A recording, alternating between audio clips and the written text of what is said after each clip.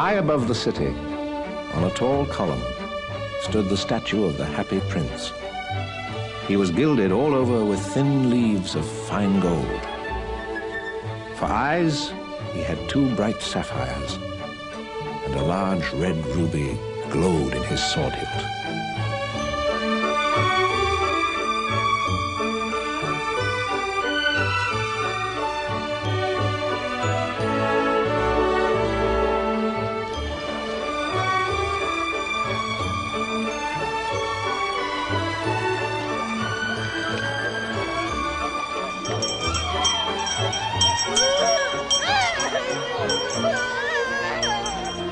Stop this crying.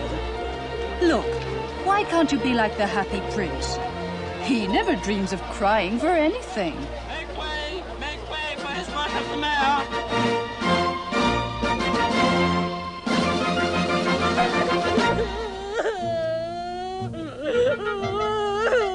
Why? Upon my soul, 'tis a little lad.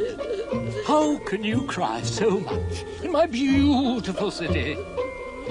Is not the Happy Prince smiling down upon you? Nay?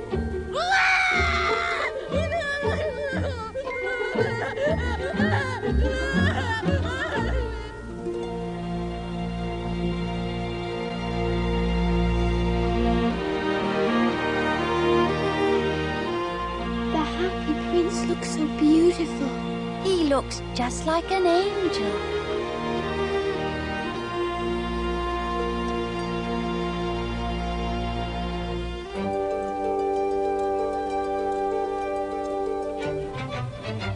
The statue of the Happy Prince must surely be the finest in all Christendom. I doubt if I could have designed a better one myself.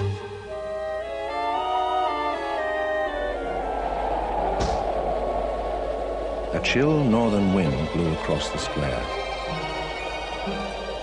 The autumn was about to return.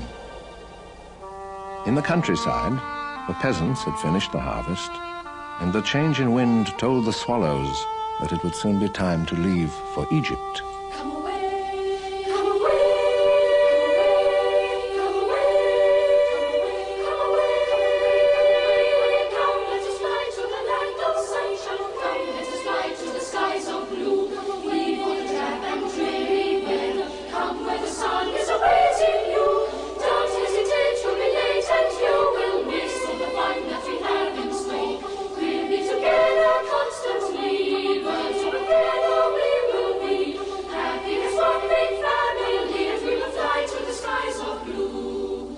Long sunny days, cool fragrant nights, perfume of flowers and wonderful sights. Places so strange, people so new, all of them waiting for you. La la la la la. One little swallow was not interested in leaving, for he had fallen in love with a most beautiful reed.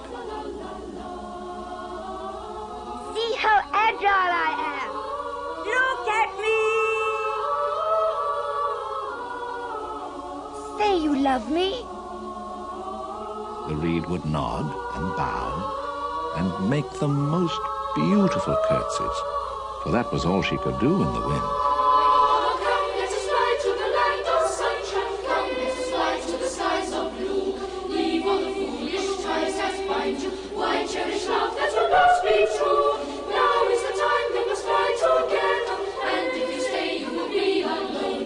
We'll be together constantly. Birds of a feather we will be. Happy as one big family, and we will fly to the skies of blue. Come away, come away.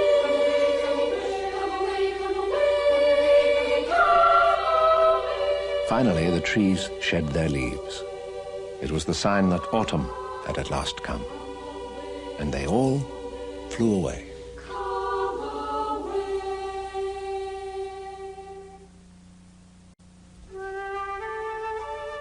Several weeks passed, and the little swallow felt quite lonely and began to tire of his lady love.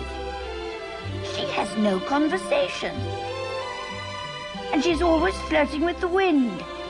I love traveling, and my wife, consequently, should love traveling also. Will you come away with me? Will you? The reed shook her head. She was so attached to her home. You have been trifling with me. Well, you shan't see me again. I am off to the pyramids. Goodbye. All day long, the little swallow flew. By nighttime, he arrived at the city.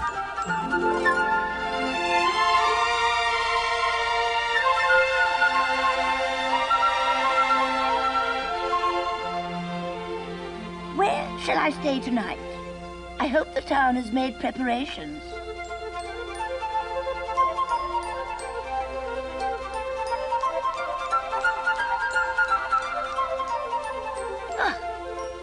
Such a fine position, with plenty of fresh air, and I have a golden bedroom.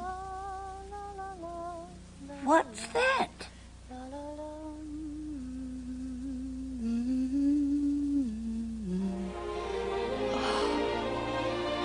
He looks so beautiful in the moonlight.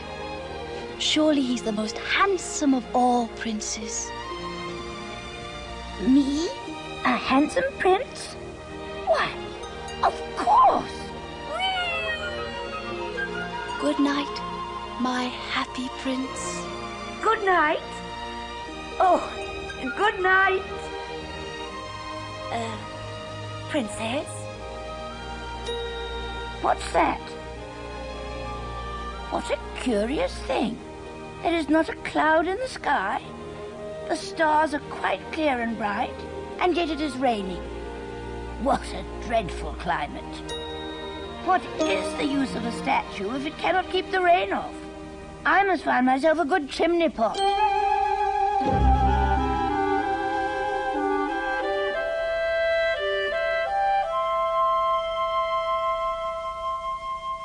Who are you?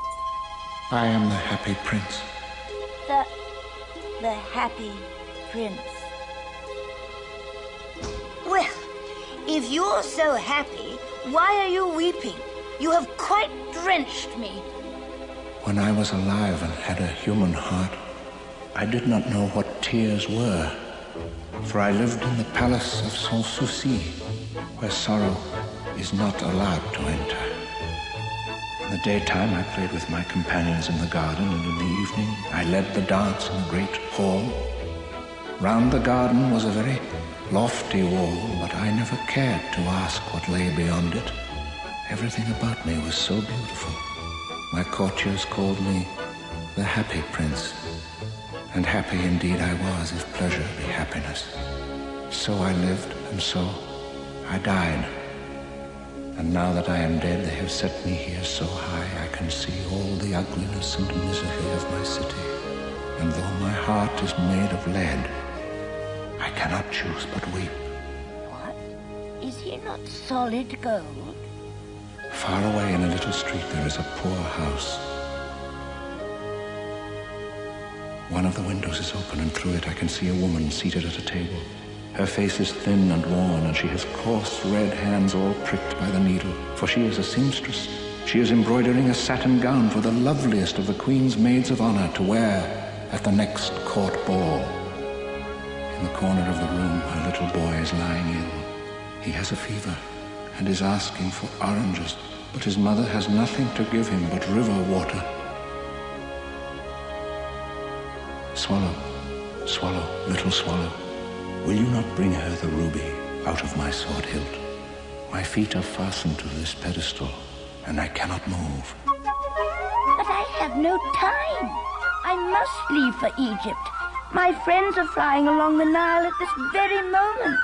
Little swallow, will you not stay with me for one night and be my messenger? The little boy is so thirsty, and his mother so sad. I don't think I like boys. They always throw stones at me. They never hit me, of course. We swallows fly far too well for that. Besides, I come from a family famous for its agility. Oh, it's very cold here, but I will stay for one night and be your messenger.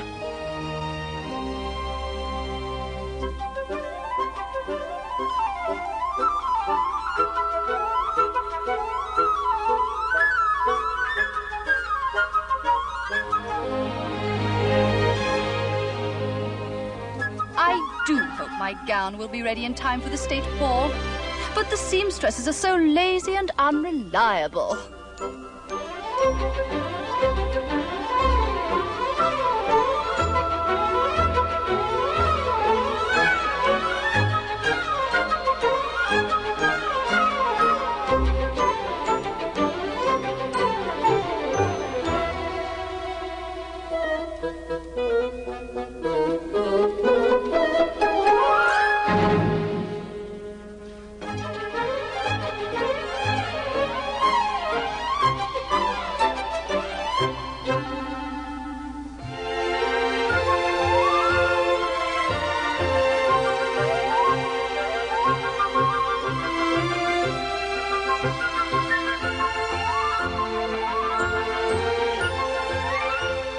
How cool I feel. I must be getting better.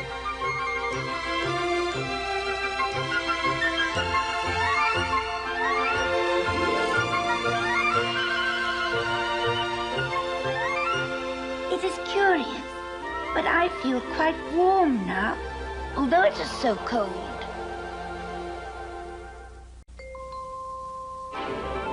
When day broke, the little swallow flew down to the river to bathe. What a remarkable phenomenon! A swallow in winter, said the professor of ornithology as he was passing over the bridge. Tonight I go to Egypt. Tonight I go to Egypt. Wherever he went, the sparrows chirped and said, "What a distinguished stranger." So he enjoyed himself very much.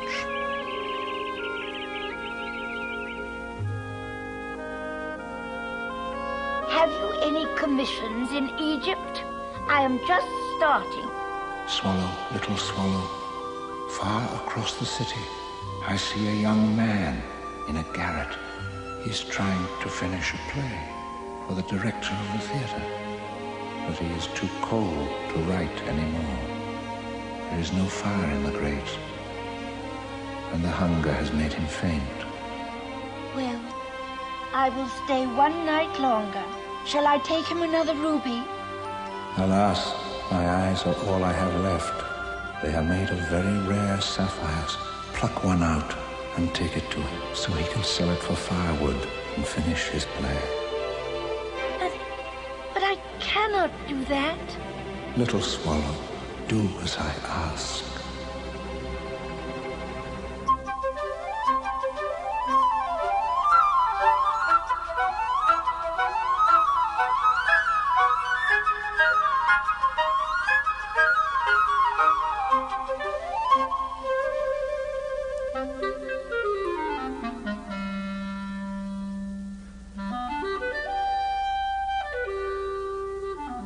How could I have overlooked such a valuable gift? It must be from some great admirer. Now I can finish my play. It's getting cold. It is time to leave.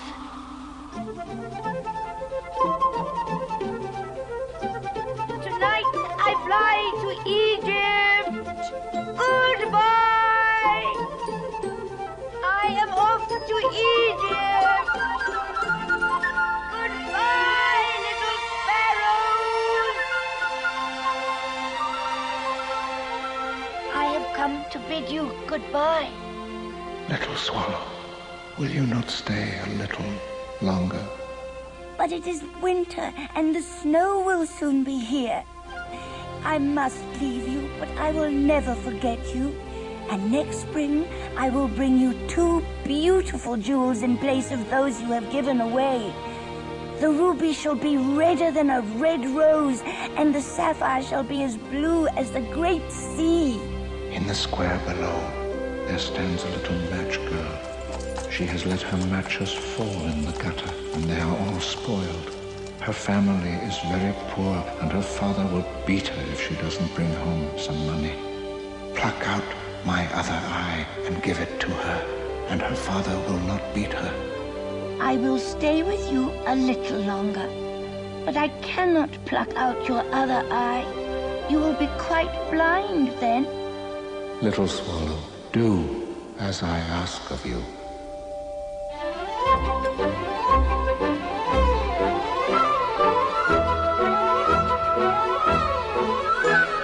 Oh, what a beautiful piece of glass. I must show it to my father.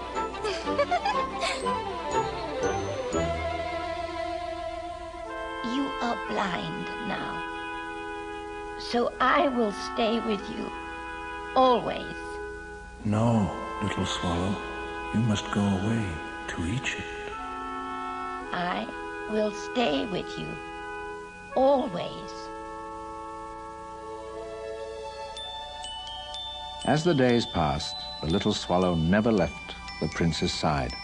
He sat on his shoulders and told him many stories of what he had seen in strange lands. He told him of the red ibises that stand on the banks of the Nile and catch goldfish in their beaks, and of the king of the mountains of the moon, who is as black as ebony and worships a large crystal. Dear little swallow, you tell of marvelous things, but more marvelous than anything is the suffering of men and women. There is no mystery so great as misery.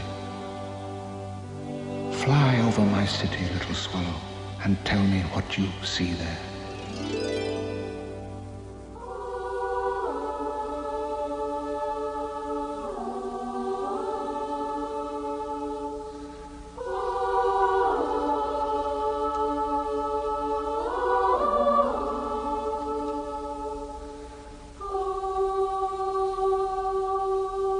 The city streets are sad and dreary.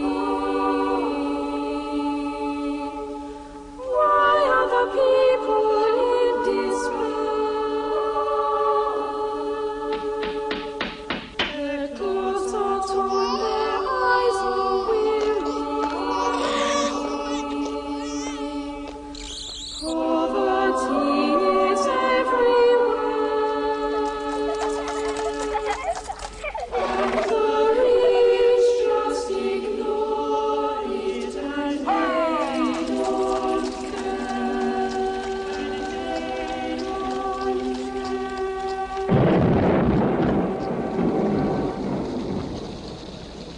The children huddle close together.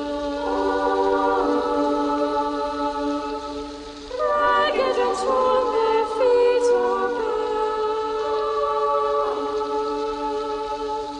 They bravely face the wintry weather.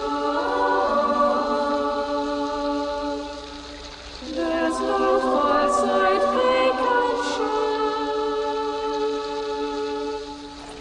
and the rich just ignore them and they don't care.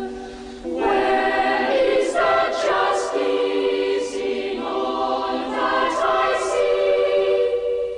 There is no justice in poverty.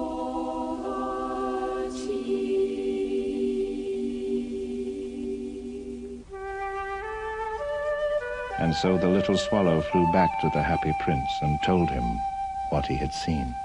I am covered with fine gold. You must take it off leaf by leaf and give it to my poor. The living always think that gold can make them happy.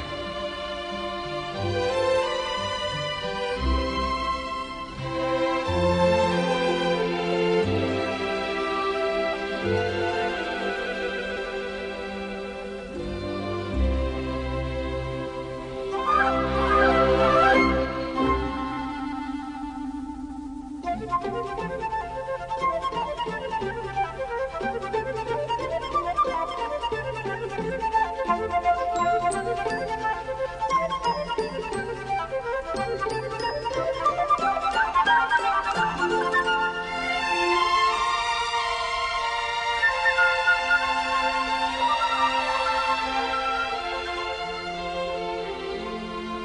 Leaf after leaf of the fine gold the swallow picked off, till the happy prince looked quite dull and grey. Leaf after leaf of the fine gold he brought to the poor. And the children's faces grew rosier, and they laughed and played games in the street. Then the snow came. After the snow came the frost, and the streets looked as if they were made of silver. They were so bright and glistening. Long icicles like crystal daggers hung from the eaves, and everybody went about in furs.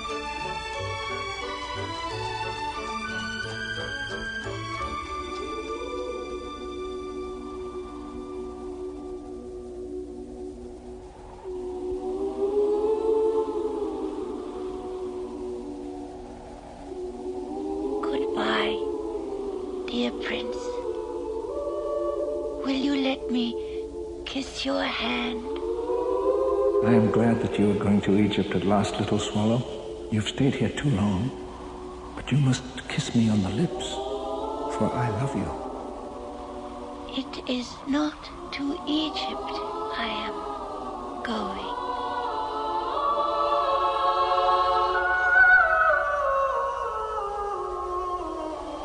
A curious crack sounded inside the statue, as if something had broken. The fact is, the leaden heart had snapped right in two. It certainly was a dreadfully hard frost.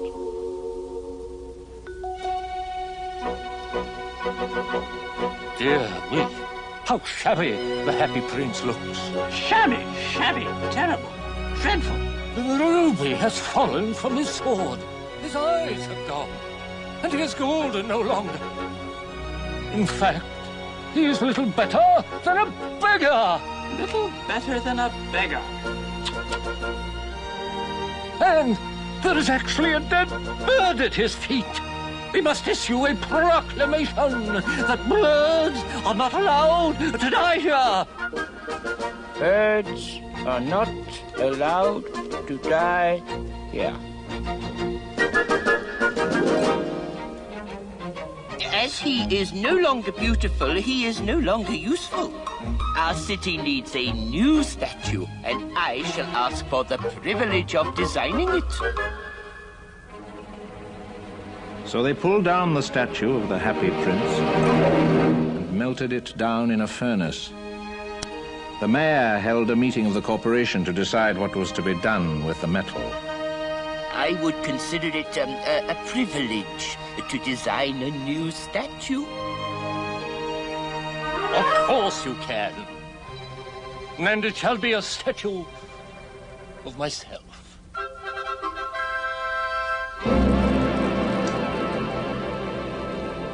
What a strange thing. This broken lead heart will not melt in my furnace. We'll have to throw it away. And so they threw it on a dust heap, where the dead swallow was also lying. "Bring me the two most precious things in the city," said God to one of his angels. And the angel brought him the leaden heart and the dead bird. "You have rightly chosen," said God.